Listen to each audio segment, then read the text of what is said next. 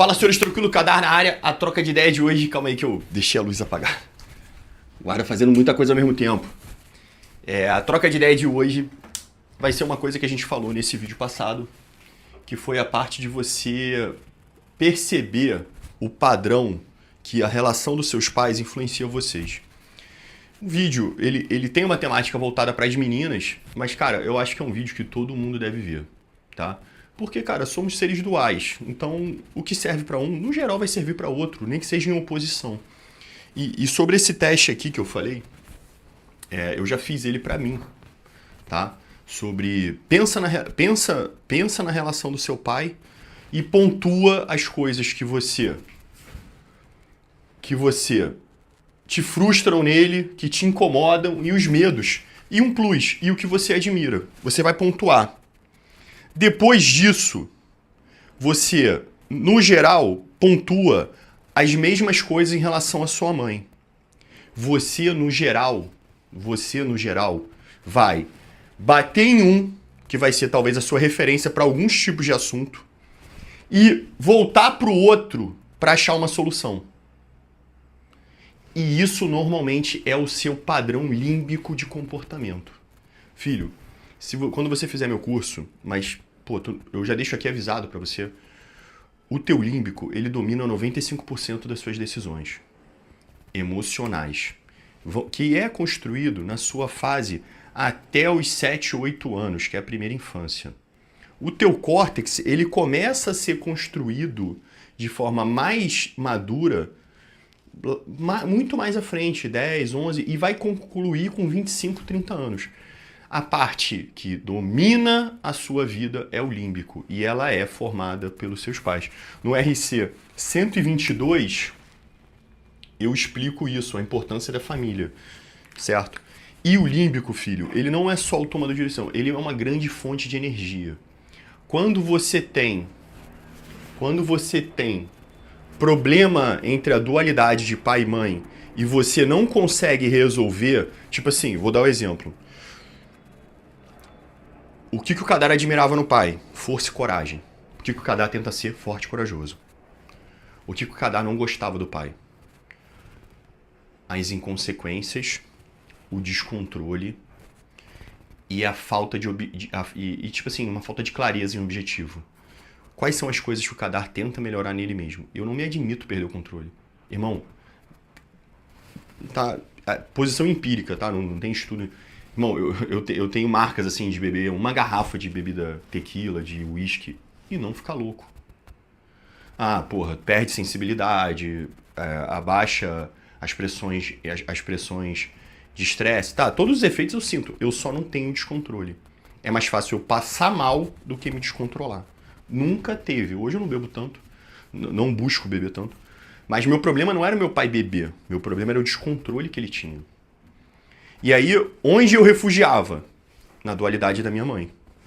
Minha mãe era calma, ela segurava, ela não reagia no impulso. Mas minha mãe tem uma coisa que eu não gosto.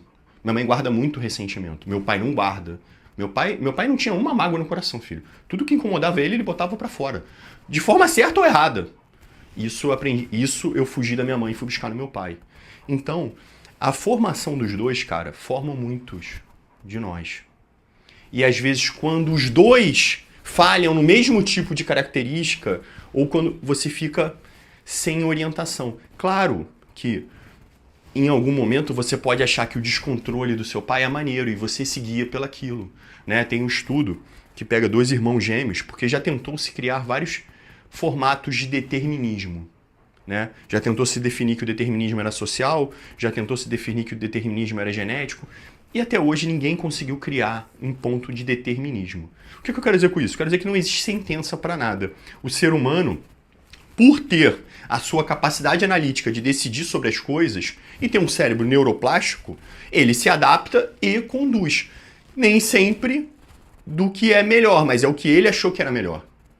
Então pegaram 2 irmãos gêmeos quando tentaram se entender o determinismo, porque assim, as pessoas são diferentes porque são criadas em ambientes diferentes. As pessoas são diferentes porque são em condições financeiras diferentes. As pessoas são diferentes. Meu irmão, pegaram 2 irmãos criados na mesma condição, gêmeos, né? Tem praticamente compatibilidade genética. E cada um teve um destino diferente. Um estava ligado às drogas e problemas. O outro, né, gerente de uma multi não sei se era uma multinacional, mas era uma tipo uma franquia que tinha em vários estados e ele era gerente de uma delas. Então o moleque estava bem desenvolvido e o outro bem. E os dois eram irmãos gêmeos.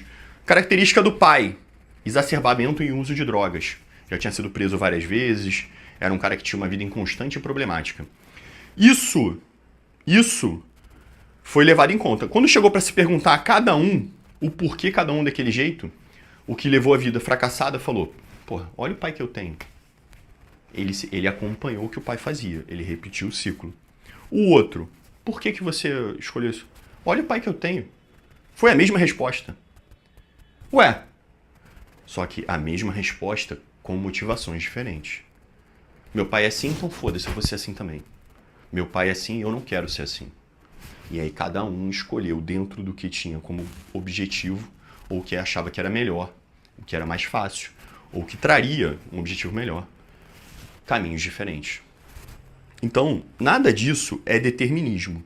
Tudo vai depender de como você conceitua aqueles tipos de comportamento.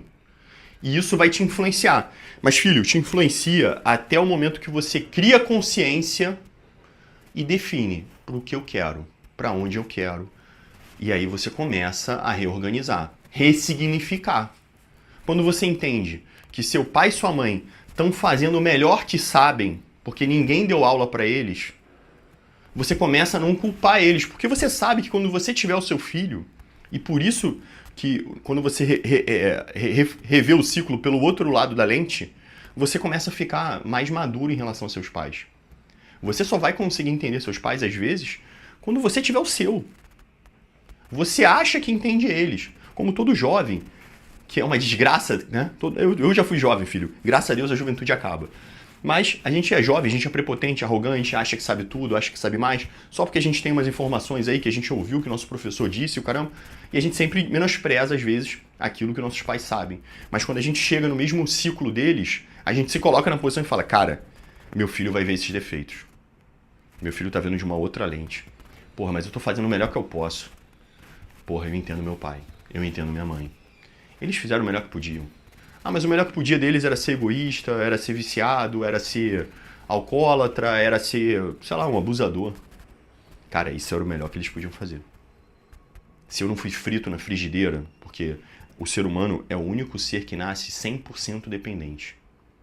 Então imagina assim, um cara com características totalmente destrutivas e ele não te destruiu, como uma porrada de arrombado faz aí com os filhos.